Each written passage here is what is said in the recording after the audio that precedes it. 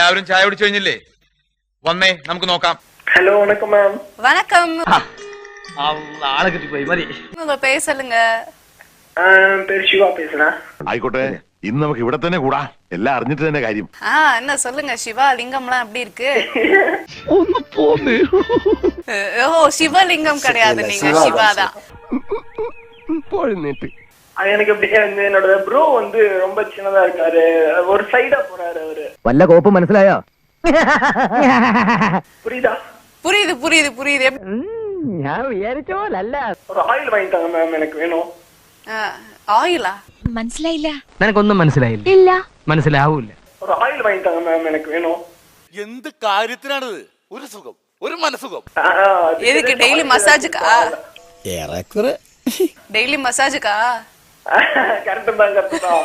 കടച്ചിലല്ല, കൈപ്പണിയാ, കൈപ്പണി. Massage பண்றதுக்கு ஆள் இருக்கா? പറഞ്ഞോളൂ, ധൈര്യത്തിൽ പറഞ്ഞോളൂ. ஆளா இருக்கு. ഓ ഭാഗ്യവാൻ. എനിക്ക് മാത്രം ഒന്നും നടക്കണല്ലോ സാർ, എല്ലാവർക്കും കിട്ടുന്നുണ്ട്. சரி, நீங்க டாக்டர் கிட்ட வந்து உங்களுடைய அறிவுரையை கேட்டுக்கோங்க. அது எப்படி சொல்றது டாக்டர்? ப்ரோ வந்து அப்படியே ஒரு சைடா போயிட்டு இருக்காரு, லெஃப்ட் சைடு. சைடு வாங்குறாரா? എന്താന്ന് വെച്ചാ തുറന്നു പറ, അവരുടെ സസ്പെൻസ് ഇടാതെ.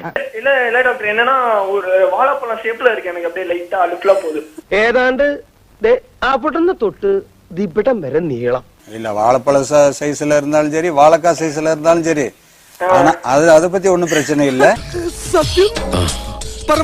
അതെ.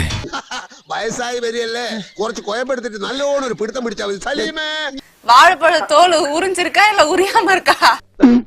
തങ്കക്കുടവേ, നമ്മൾ ഈ നാണം കെടുത്തല്ലോ. இல்ல இல்ல, அதெல்லாம் சூப்பரா இருக்கு மேம், அதெல்லாம் நீங்க கவலைப்படாதீங்க, நல்லாதான் இருக்கு. താൻ ആള് കൊള്ളാവല്ലോ, ഒരു സർവ്വവിജ്ഞാനകോശം തന്നെ.